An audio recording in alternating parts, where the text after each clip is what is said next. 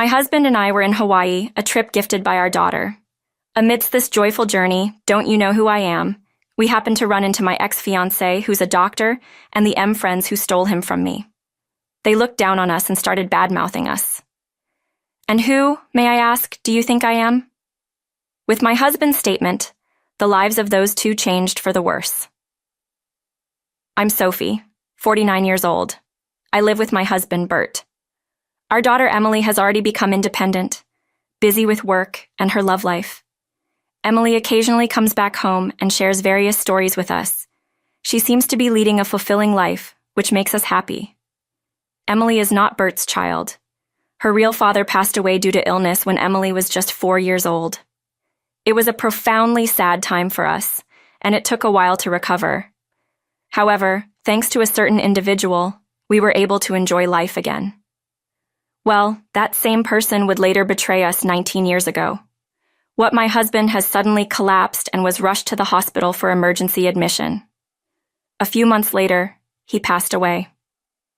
Initially, I couldn't accept this reality and spent my days in gloom, barely able to take care of Emily. Working was out of the question. Let's go to the hospital, Sophie. My mom, Nicola, who came from my parents' home out of concern, suggested I see a psychiatrist. You've been through a lot. Dr. Nicholas, who treated me, was incredibly empathetic. This psychiatric clinic was run by Dr. Nicholas and his father, treating a large number of patients as a two-person team. It was always busy because of the sheer volume of patients. Despite everything, Dr. Nicholas showed concern for Emily, who suddenly lost her dad and suggested she attend sessions with me. Back then, I was overwhelmed with my own problems. I was so consumed with my own issues that I didn't realize Emily was also hurting, and I blamed myself. I'm such a failure as a mom. Maybe it'd be better if I weren't around. It's understandable to lose sight of everything when you suddenly lose a partner you've been with for years. Dr. Nicholas never invalidated my feelings. He provided not only medication but also mental care. Please come in right away if anything happens. If it's difficult to come to the clinic, please call this number. I received a business card with a phone number written on it. It's Dr. Nicholas's number.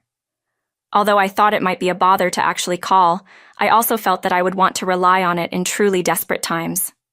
Once, when I was mentally solo that I consider leaving this world and leaving Emily behind, I called Dr. Nicholas for advice. He listened without interrupting my tearful words, offering various pieces of advice and words of encouragement, which greatly relieved me.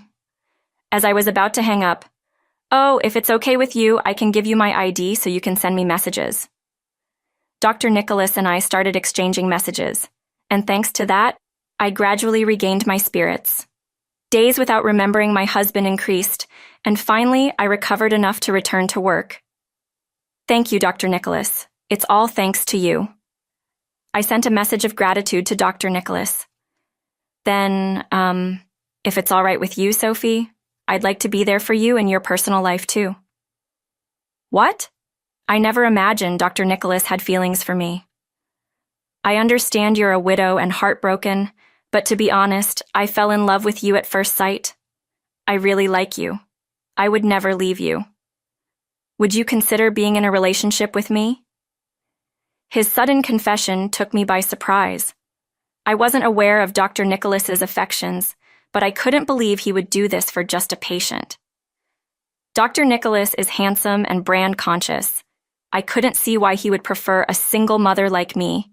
There must be more fabulous women interested in someone like him. I conveyed my honest feelings to Dr. Nicholas. You're the only one for me. I can't even think about other women. To hear him say this, considering the significant role Dr. Nicholas played in Emily's life, I happily started dating him. But in hindsight, it was risky for a doctor to pursue a patient, especially one immersed in brands. Yet, he confessed to me, a single mother living a life far from the world of luxury brands, which should have been a red flag.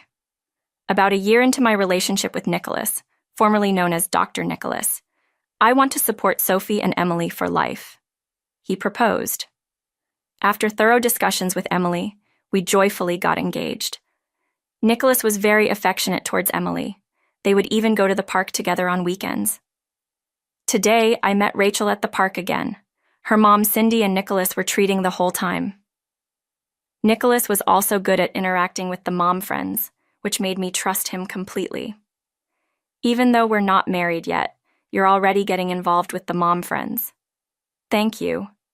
When I expressed my gratitude, Nicholas laughed. Nicholas, that's normal. Once we're married, right? It's just the natural thing to do. I thought Nicholas was truly magnanimous and amazing. Then, one day, amidst our happy life, Mom, Rachel was saying that Nicholas is going to be her dad soon, since he's going to be Emily's dad too. That's going to be tough.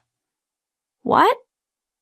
I was momentarily stunned, but then I thought it was just a child speaking. Nicholas is fond of children and good at taking care of them. Plus, he's popular with them. So maybe Rachel just liked Nicholas and said that. It could be pretend play. So I didn't pay that much attention to it. But that night, I'm sorry. But let's forget about the marriage. Nicholas broke up with me. I was confused and immediately asked him why. Actually, I've fallen for someone else, I said. So Emily's words flashed through my mind. Don't tell me it's Cindy, Rachel's mom. As I said this, Nicholas froze, his face turning pale. Seeing Nicholas's flustered reaction, it seems he had planned to break up with me without mentioning Cindy. After all, Cindy is married, yet he still made a move on her. You're going after a married woman, and not just any woman, but the mom of Emily's friend.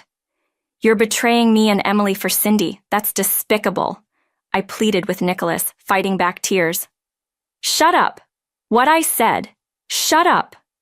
I was shocked by Nicholas's sudden change. Fortunately, Emily was staying at my parents' house at the time. Cindy is more beautiful than you, and we're more physically compatible. Besides, you've been rejecting me lately because of Emily. To think he chose Cindy for such reasons.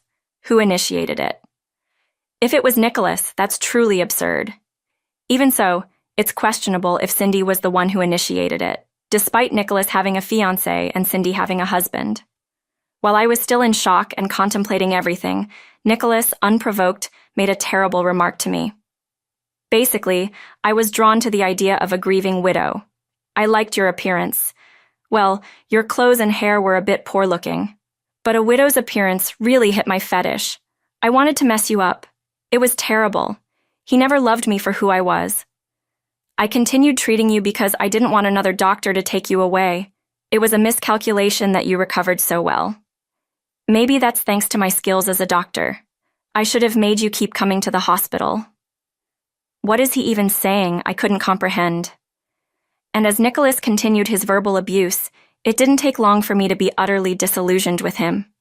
Enough! Let's break up. And of course, you'll pay compensation for breaking off the engagement.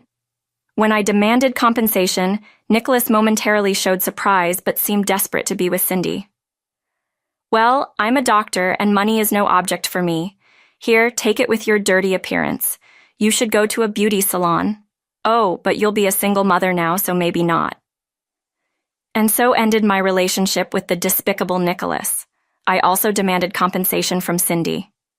Being a single mother, you'll need money. Fine, I'll donate this to you. In return, I'll take Nicholas without any hesitation.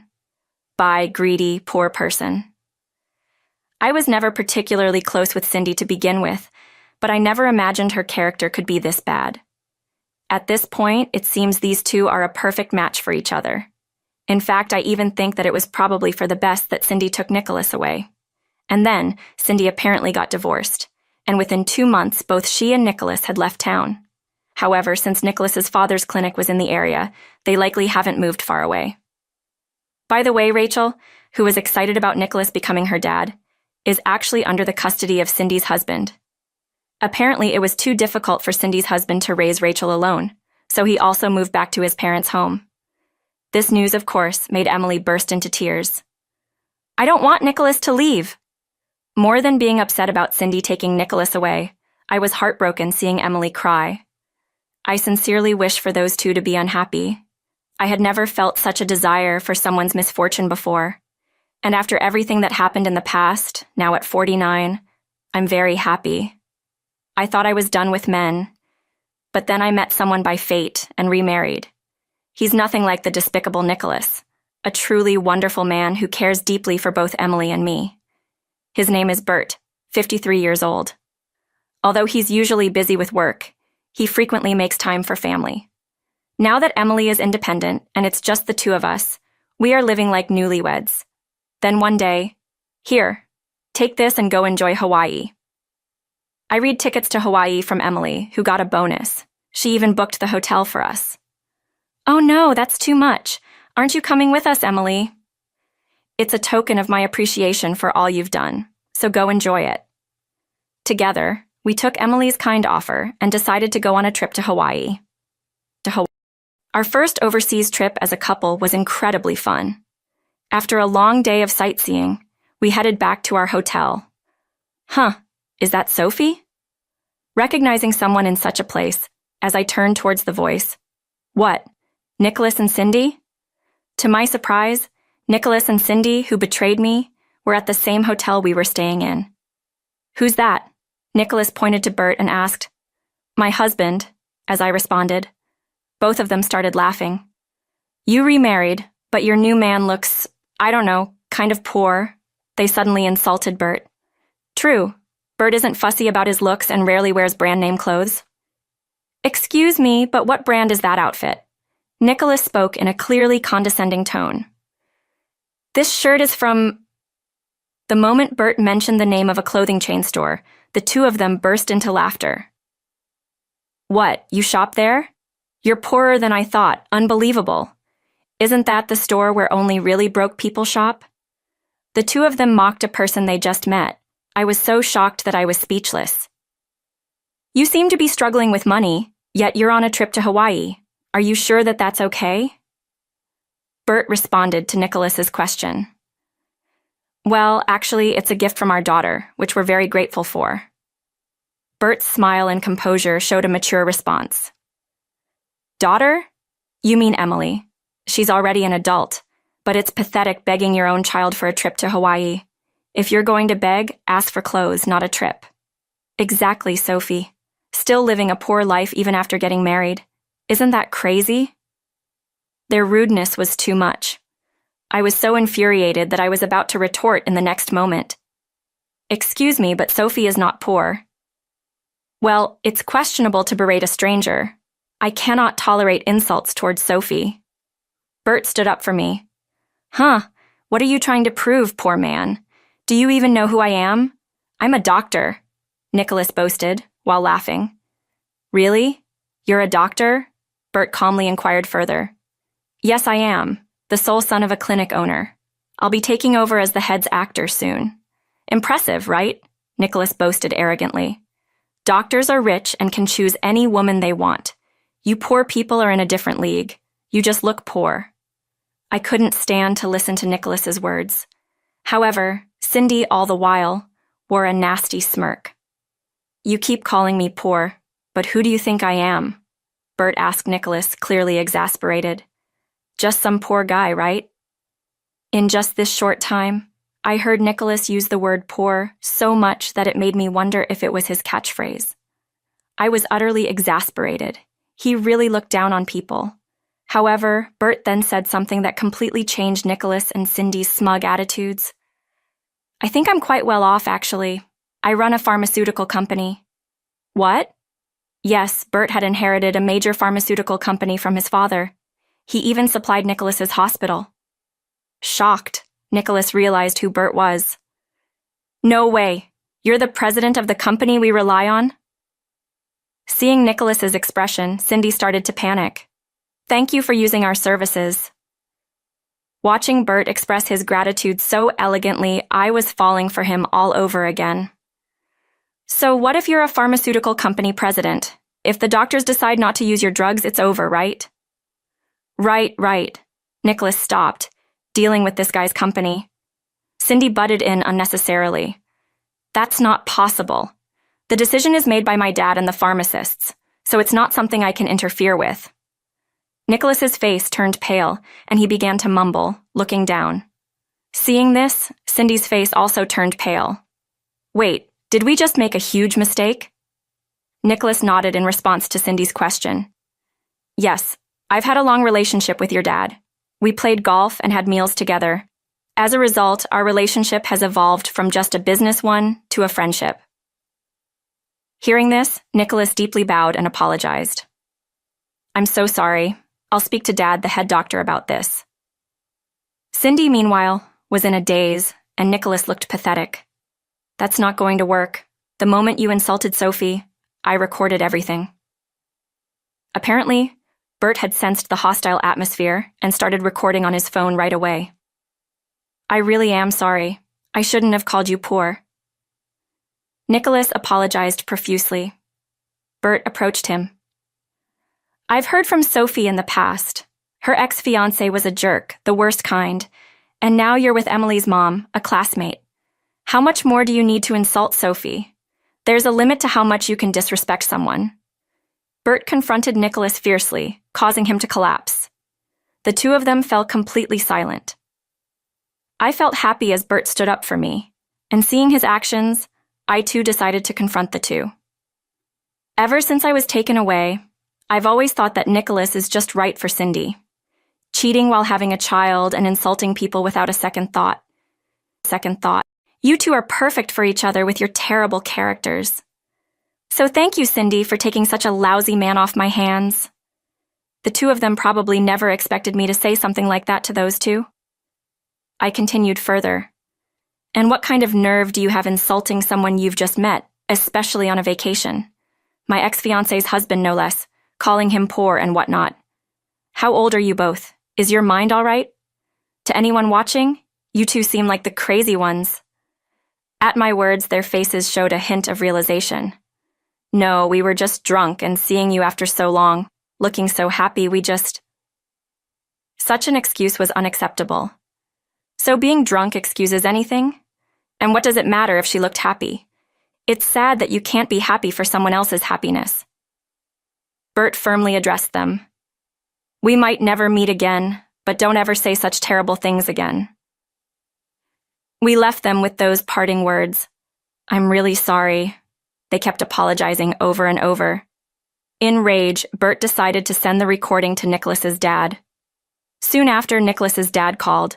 After explaining the situation, naturally, Nicholas's dad was furious. Having met him a few times, I knew he was a strict man, so I could easily imagine Nicholas facing his wrath. Nicholas's dad apologized to us and said he would call Nicholas, then hung up. For Nicholas and Cindy, it must have been the worst Hawaiian trip. If they hadn't complained to us that time, we could have been enjoying ourselves at the hotel. A few days later, Nicholas's dad and the two people we thought we wouldn't see again came to our house. Cindy was wearing light makeup, and both of them had noticeably red faces. We are truly sorry for what we did. They apologized to us and, acknowledging that they had offended us, offered a substantial amount of money. We initially refused, but they insisted, so we accepted it. Then the three of them left. According to what Nicholas's dad later told Bert, it seemed that Nicholas and Cindy got divorced. Nicholas's dad had pressured them into it. It appears he never approved of Nicholas and Cindy's marriage from the start. Furthermore, Nicholas was supposed to take over the clinic from his dad soon, but that plan was now off, and he faced a salary cut. I didn't know what became of Cindy afterwards, but recently I heard a rumor that she was spotted working in a mature women's delivery service, looking quite haggard and having a hard time. Who could have imagined such an end for someone who abandoned her child and stole her classmate's mom's fiancé? But I thought it was their responsibility. As for us, we felt upset after that incident. But after a good sleep, we felt refreshed and enjoyed the rest of our Hawaii trip. When we told Emily about our experiences, that's a good example of what kind of adult not to become, she laughed. Indeed, I thought again it was good to have split up for Emily's sake. Let's plan a trip for the three of us next time. So we're currently planning our next family vacation, eagerly awaiting our happy family trip.